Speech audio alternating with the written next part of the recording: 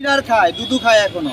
ওনার বাপ ঠিকাদারি নিচে উনি জানেন না আমরা এটা বিশ্বাস করছি এই সবাই বিশ্বাস করছেন না এই সবাই হাসেন কেন এরকম ভাবে একটা মজার কথা বলছি আমি আওয়ামী লীগের কতটুকু হিম্মত আছে ঘোষণা দিয়ে আসুক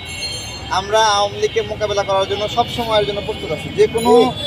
কোনো পরিস্থিতিতে যে কোনো পরিস্থিতিতে আওয়ামী লীগকে প্রতিহত করা হবে। এবং আরেকটি প্রশ্ন হচ্ছে যে আমরা শুধু আওয়ামী লীগকে প্রতিহত করা হবে না যারা আওয়ামী লীগকে সাথে করে নিয়ে ঘর সংসার করবে আমরা তাদেরকেও প্রতিহত করব যারা আওয়ামী লীগকে নিয়ে শক্তি দেখাবে বিভিন্ন রাজনৈতিক নামে সেই সকল প্রোগ্রামে সঙ্গে সঙ্গে আমরা মাটির সঙ্গে মিশিয়ে দেব অর্থাৎ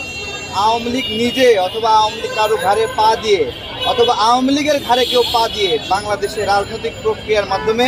শক্তিশালী হওয়ার চেষ্টা করলে তাদেরকে প্রতিহত করব যেভাবে আওয়ামী লীগকে আমরা ৫ আগস্টে প্রতিহত করেছি।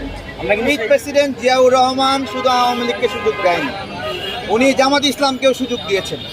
কি দেয়নি উনি আসলে সব দলের জন্য রাজনীতি উন্মুক্ত করে দিয়েছিলেন যে সবাই রাজনীতি করুক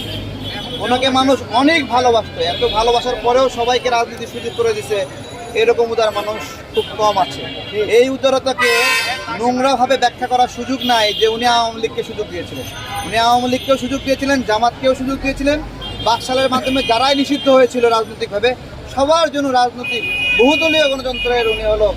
বাংলাদেশে জন্ম দিয়েছেন নতুন করে জন্ম দিয়েছেন ওটাকে নিয়ে অনেকে পচা ভাষায় পচাভাবে বলে আকারে ইঙ্গিতে খোঁচ মাইরে বলে ঠিক আছে ওই খোঁচা মারা দেখে আমরা বুঝিও কি উদ্দেশ্যে বলতেছি ঠিক আছে যারা এই খোঁচা মারে তারা নিজেরাও শহীদ প্রেসিডেন্ট জিয়াউর রহমান থেকে বেনিফিট নিছে।